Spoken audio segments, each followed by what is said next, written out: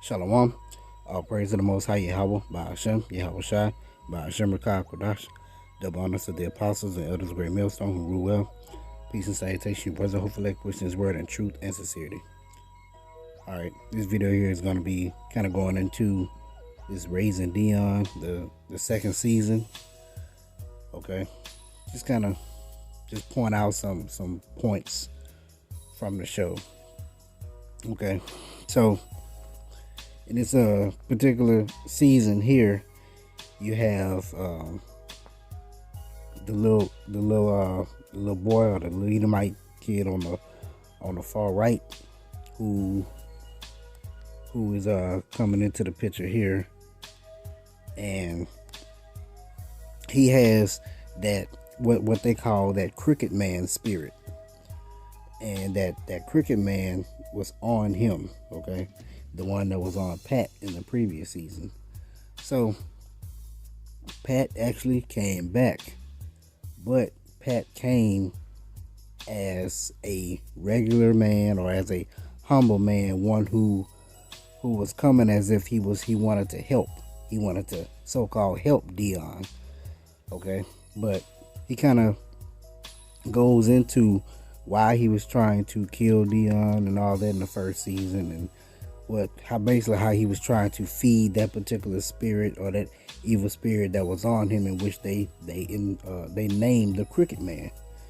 Okay, but so, you know, by the end of the season, by the end of the season or whatever, they had a face off between, you know, Dion and this particular character here, his mother, and another character that was introduced on the show, versus the Crooked Man spirit and all that he ended up possessing too. You know, it was a multitude of them versus, I think it was the 4 of them. All right, but so like I said, I just want to point out some things, because when Pat came back into the picture, he was talking about how much he has changed and how good he is, you know. But the thing is, when you look at Esau, Edom, you know, they could say how good they are. They could do all kind of good things for you. You know, they could change a tire. You know, give you money, buy you food, give to charitable organizations, all that stuff. But they still Esau, Edom is still the wicked. All right.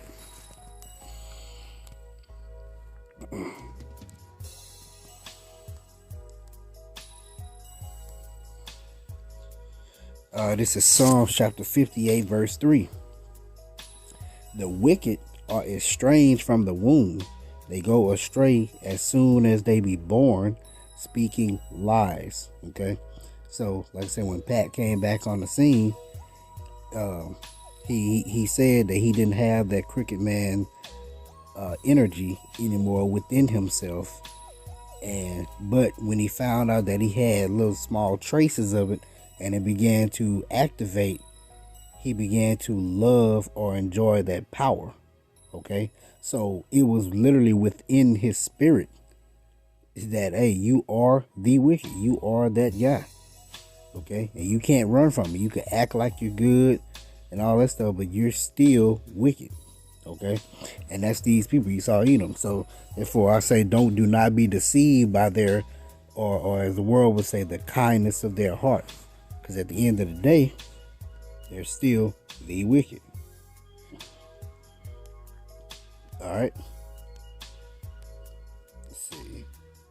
This is Sirach chapter 12, verse 10. Never trust thine enemy, for like as iron rusteth, so is his wickedness. And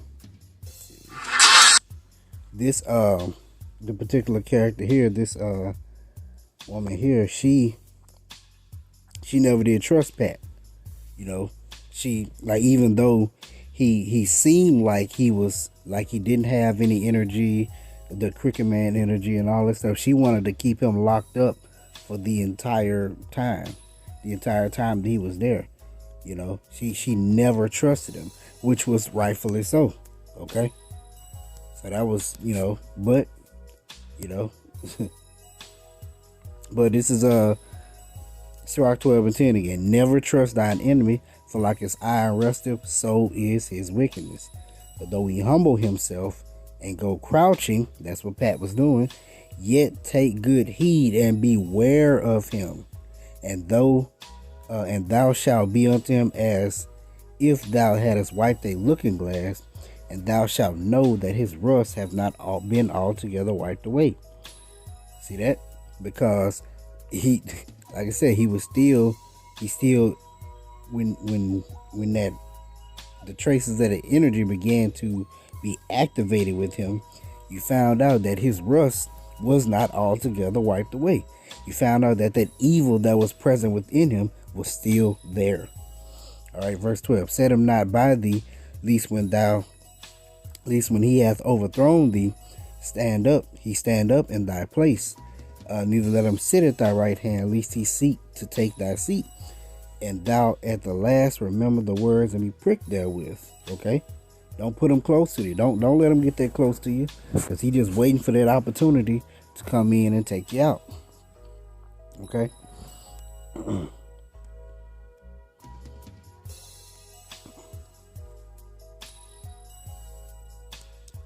But remember, there is a purpose for him.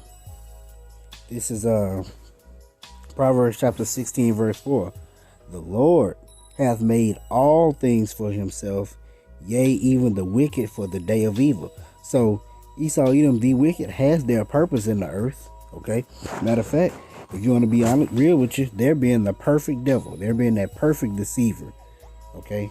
That perfect accuser, that perfect adversary, that perfect enemy. They're doing a perfect job at being wicked. Why? Because they're literally doing what they were set up to do. Okay? But they have that purpose within the earth. Okay?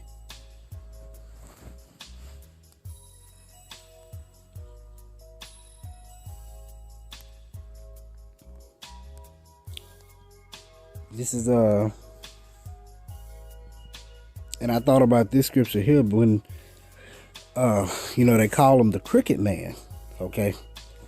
And because even in the show, Pat was telling him that cricket man energy is still out there, and it inhabited someone else, and that cricket man energy really was totally against Dion.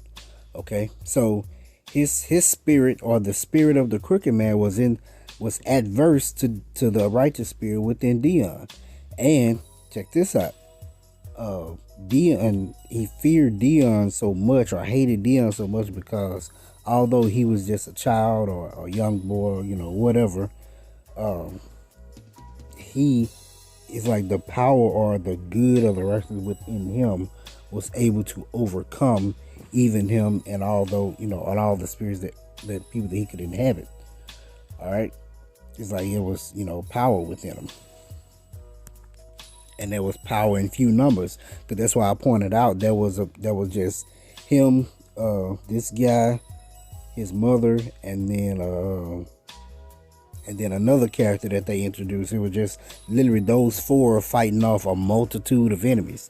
Okay, showing you that the righteous, through the righteous, the Lord works in small numbers.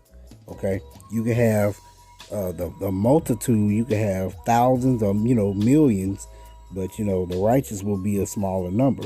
Okay. The Lord deals with the underdog. Okay. But I want to bring out that cricket man. They called him the cricket man. And I thought about this scripture here, Ecclesiastes 1:15. That which is crooked cannot be made straight, and that which is wanting cannot be numbered. Okay. So that which is crooked cannot be made straight. So that's why I brought out earlier, if the Lord made create the wicked for himself, yea, even the wicked for the day of evil, or made all things for himself, yea, even the wicked for the day of evil. Okay, if he made that cricket man, or he created the cricket man, or that evil spirit within the earth, he did it for himself, even that spirit too. Okay, and that which is crooked cannot be made straight. So Esau, Edom, If you are the wicked, you cannot become righteous. No more than the righteous can become wicked. Like, for instance, give an example. The elect cannot become not of the elect, if that makes sense to you. Okay? If the Lord wrote in your story, or wrote in your members, or in your particular spirit, that you are of the elect, that you were sealed from before the foundation of the earth, there is nothing on this earth that you could do to, to lose that. The same thing with the wicked. If the Lord wrote in your particular script, or in your particular spirit, to be the wicked, or wrote in your spirit to be crooked, you can't be made straight. Okay? You cannot become righteous. You cannot become the chosen. All right? So if you're crooked, you're crooked. If you're straight, you're straight. Simple as that. All right? But this was just a quick lesson on just a couple observations that I was just noticing watching this second season of Raising Dion. It's a good watch, I recommend, let's go watch it, check it out, okay? But call on you, how about Shema Shabbat, Shema Kakodash, the edified, Shalom.